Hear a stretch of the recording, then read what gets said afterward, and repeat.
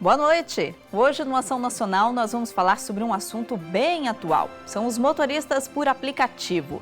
E eu recebo aqui no estúdio Vandilson da Costa Lopes, que é presidente da Associação dos Motoristas por Aplicativo de Campinas e Região. Vandilson, boa noite. Boa noite, Renata. Boa noite, Maurício. Boa noite, ouvintes. Muito obrigado. Fico muito feliz de participar do seu programa aqui para que a gente possa falar um pouquinho sobre o assunto, né?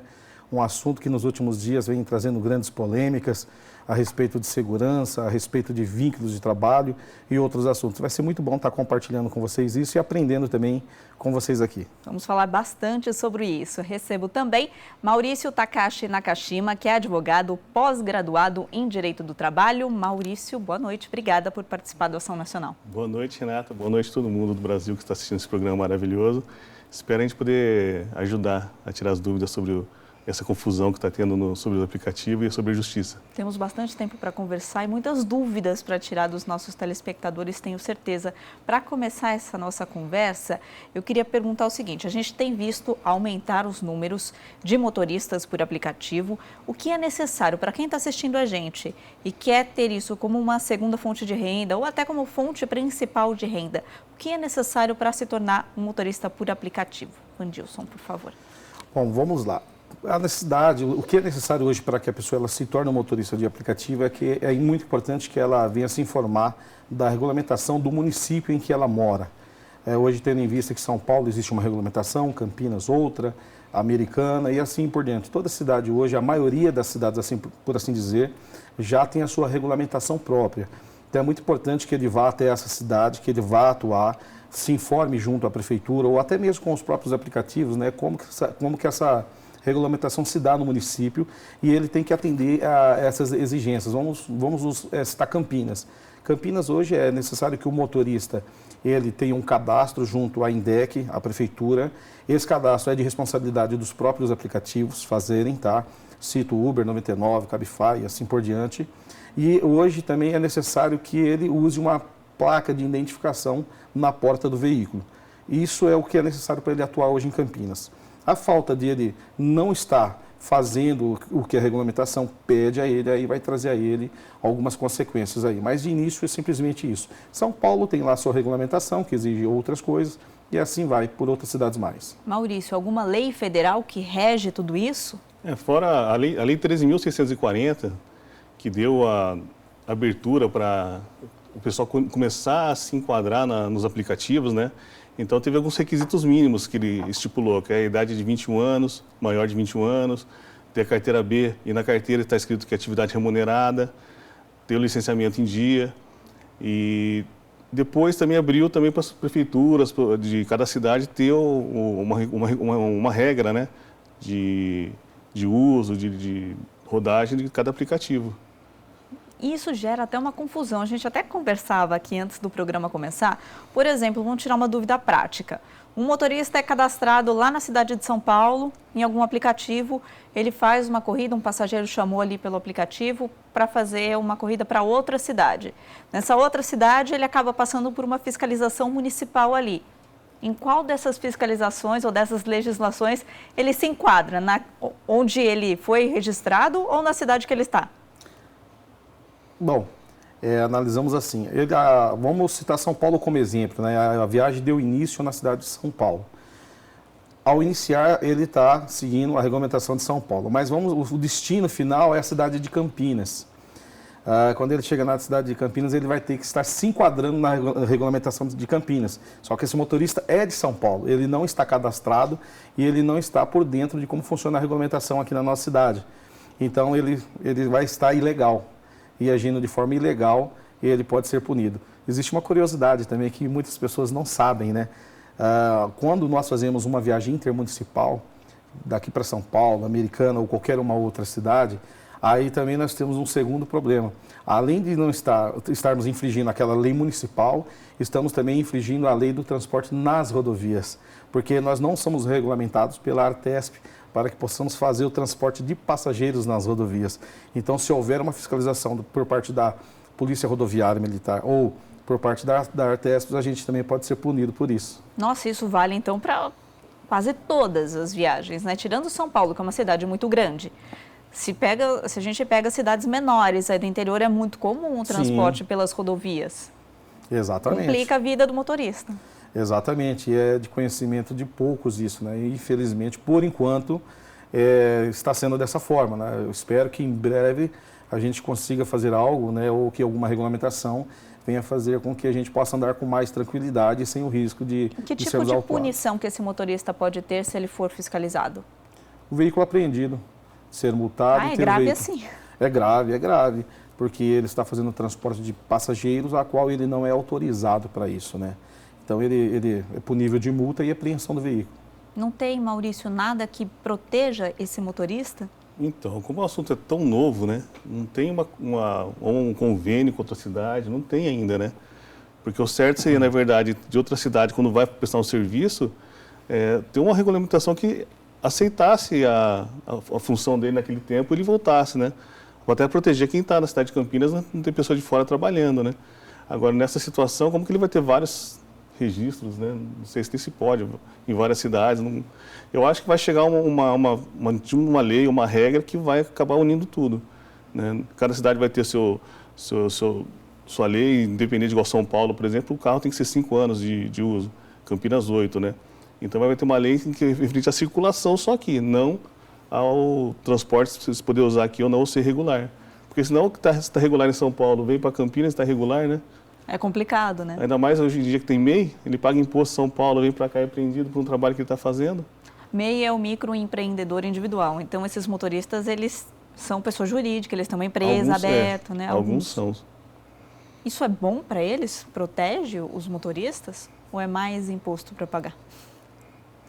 Bom, se olharmos pela questão da segurança, que um motorista dele ele não tem um registro na sua carteira, supomos que ele venha ficar doente no futuro, ou que alguma coisa venha acontecer, o MEI vai respaldar ele, né, de um possível afastamento, né, indenizatório. Então, ele tem essa segurança, né? Agora, o Maurício citou bem um exemplo, né? Você paga esse MEI, mas esse MEI é muito diverso, né? Quem recebe, né? O Estado de São Paulo, a cidade de São Paulo, a cidade de Campinas.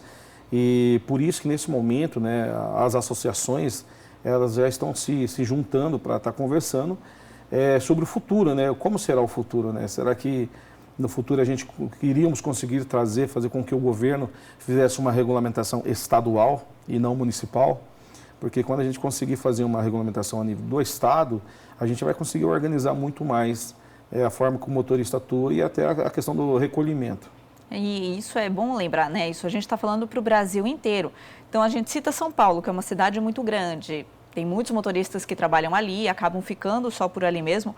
Mas em muitos estados, a gente tem cidades bem pequenininhas e que os motoristas corriqueiramente vão de uma cidade para outra e aí ficam vulneráveis a essas situações, né? A gente tem uma ideia de quantas empresas de transporte por aplicativo existem hoje, regulamentadas no Brasil? Regulamentado, hoje nós podemos dizer que existam umas... Olha, vamos falar no nosso estado, tá? Por volta de 5 empresas no nosso estado. Tá? Hoje, digamos, a mais forte, as mais populares, né? A Uber, a 99 e a Cabify. Aí existem pequenas outras empresas que estão entrando no mercado agora, que já estão regulamentadas em alguns municípios e em outros não. Então, também, para que o aplicativo ele possa atuar, eles têm que também estar regulamentados no município, e não no estado, ou não no Brasil inteiro. Maurício, algumas empresas exigem também, além da legislação, pedir algumas características do veículo. Tem que ter 5 anos ou menos, tem que ter ar-condicionado. É legal isso do ponto de vista trabalhista?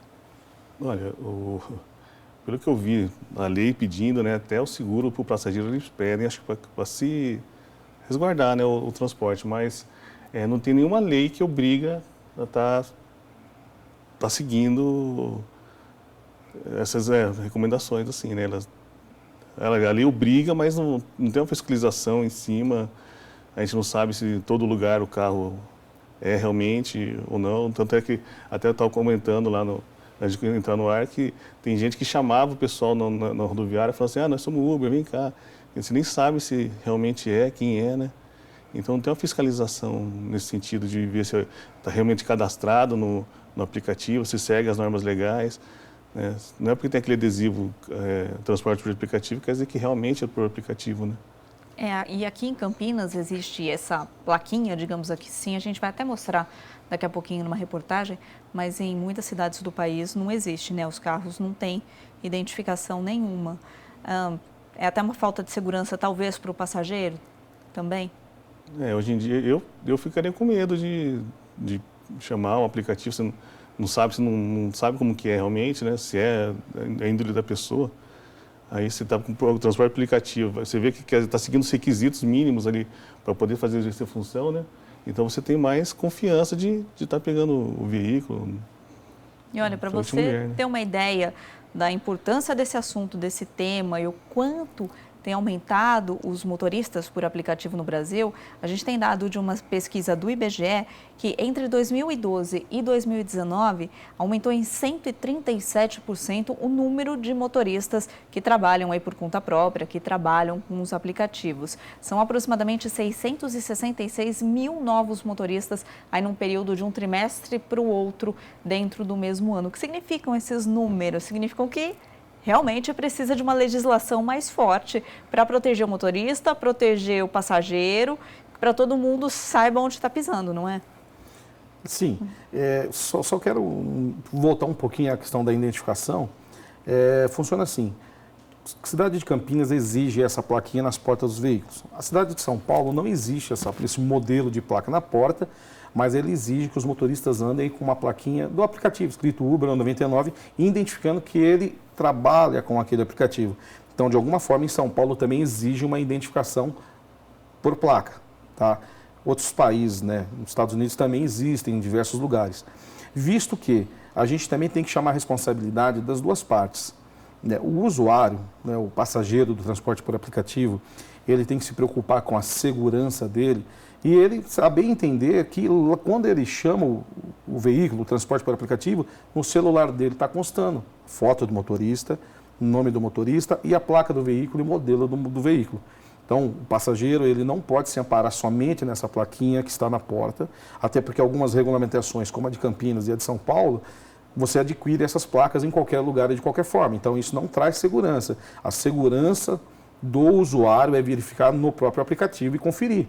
O que a gente percebe hoje é que muitas vezes o usuário ele acaba se descuidando, ele vê o veículo passando perto dele, viu a plaquinha de transporte por aplicativo e ele já embarca. Então aí ele comete um grande risco. Então aí o próprio usuário ele está trazendo risco a ele. Do outro lado, a eficácia dessas plaquinhas de transporte por aplicativo colocado na porta do veículo traz uma polêmica muito grande, porque aí também está mexendo com a questão, traz segurança ao motorista, traz segurança ao passageiro? Então fica uma questão para se discutir. Quanto ao motorista, deixa ele um tanto vulnerável, porque aquele período que ele está ocioso, sem estar efetuando uma viagem, que ele para embaixo de uma árvore para até aguardar a próxima corrida, ele é facilmente reconhecido por pessoas que ele é um motorista de transporte por aplicativo e ele pode estar sendo alvo até de assalto. Né? Agora, se tem que existir uma forma de identificação, que eu acho até louvável, prefeitura ou órgão competente fiscalizatório, se ele quer exigir uma forma de identificação, que se crie uma forma de identificação menos demonstrativa como essas são e que se dirija somente a esses órgãos fiscalizadores, que só eles possam entender que aquele ali é um veículo de transporte por aplicativo. Até porque a fiscalização de forma saudável e correta, feita de forma correta, ela não é ruim. Ela traz segurança tanto para o usuário quanto também para o motorista que ali está atuando na área. E a tecnologia está aí para isso Exatamente. Também, não é? Se existe um aplicativo para chamar um carro, pode ter um aplicativo de repente também aí para fazer essa fiscalização e seria aí talvez uma forma de segurança. Exatamente. Para o passageiro, para o motorista e que o motorista não fique tão vulnerável assim. A gente vai falar bastante ainda sobre segurança, que é isso, a gente sabe que é uma das principais preocupações dos motoristas e também dos passageiros. A gente vai para um rápido intervalo, daqui a pouquinho a Ação Nacional está de volta.